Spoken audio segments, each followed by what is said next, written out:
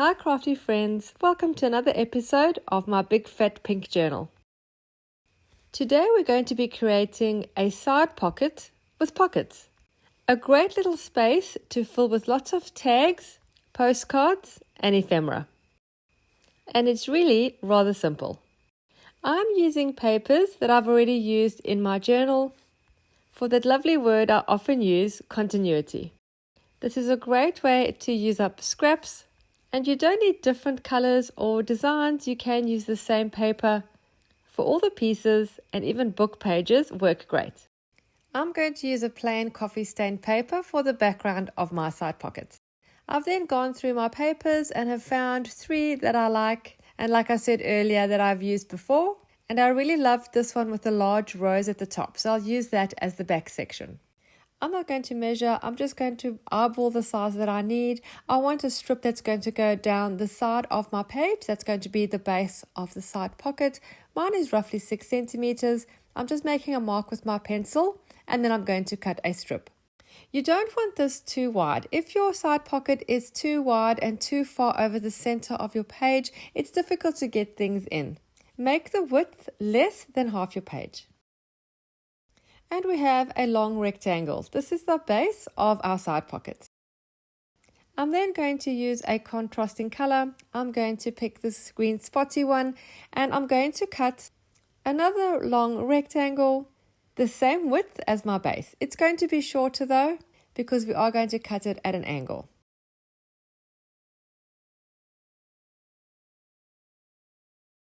And then depending how big you want your pocket, cut it diagonally from the top corner down to roughly the middle. And then when you place it on top of your base, you have an angled diagonal pocket.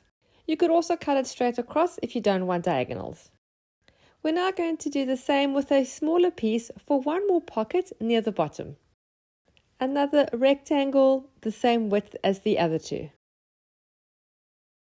Now this project was a create as I go.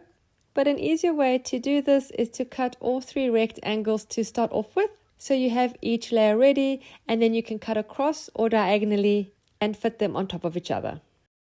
My smaller last pocket is also going to be cut diagonally and that's going to fit at the bottom of my pocket. So as you can see, it is pretty simple. You have 3 pieces that are the same size at the bottom, which is your base, and then you have your other 3 layered on top. You could also do 4 or 5 layers and cut them at different levels. I'm going to attach all mine together using my sewing machine. I'm just going to stitch all the way around. If you don't have a sewing machine, you could also just glue them or even staple them if that suits your journal style. To suit my journal style for this journal, I'm going to rough up the edges because it is vintage and I want it to look worn. I'm using an open scissors and I'm scraping along the edges. I'm also making some small tears and curling those little corners up. This method works really good with a thicker cardstock.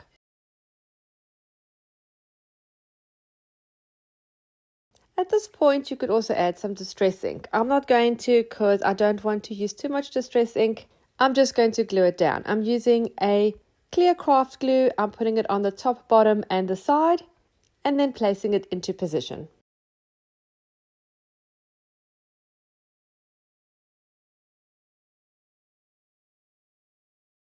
Once it's in position, I am going to add some bulldog clips just around the edge, just to hold it in place while it dries.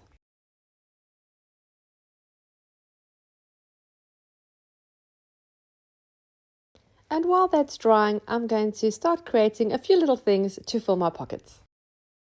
Again, using papers I've already used and any little scraps lying around, because you don't really need much or very big pieces, I'm going to create a few tags. This piece is from that master board we created in a previous episode. I'm going to put this piece in my pockets. This is a piece of ledger paper. It's a Dina Wakley brand. I'm going to use a section of this. I'm just going to fold it in half, leave it quite long and thin, and put it in the back pocket.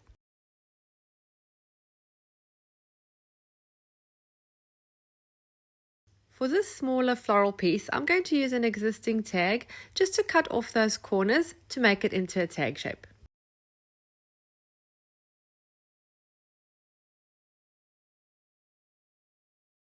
To add a bit of texture on this overall page, I'm going to add a piece of ribbon to the top of my tag. I have a beige ribbon that has a black print, which is music notes, and the black print on the ribbon balances out the black print on that page on the left. Let's add some more texture. I'm going to add a piece of white fabric on the left-hand side of this little card, sort of like a tab. I'm going to stitch this with a machine tool.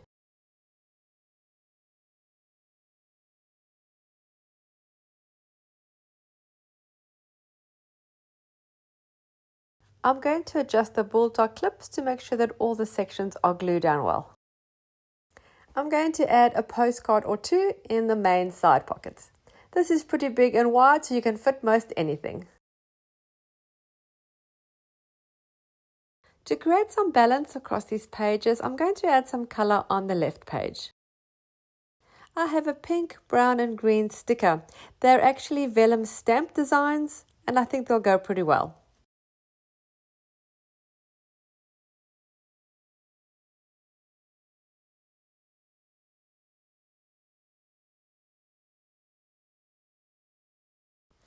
Once everything is nice and dry, we can remove all those bulldog clips. With lots of bits in these pockets, there is lots of writing space. You can add more if you need. I also found a small piece of leftover printed vellum on my desk, and I popped that in the bottom pocket. Thank you so much for taking the time to watch this video. I really hope you enjoyed it and were inspired to create your own side pocket with pockets. Don't forget to subscribe and hit the little bell so you're notified every time I upload new content. All the videos for this My Big Fat Pink Journal series are in a playlist, and the link to the playlist is in the description box below. Thanks again for watching, happy creating, and I'll see you again soon. Bye!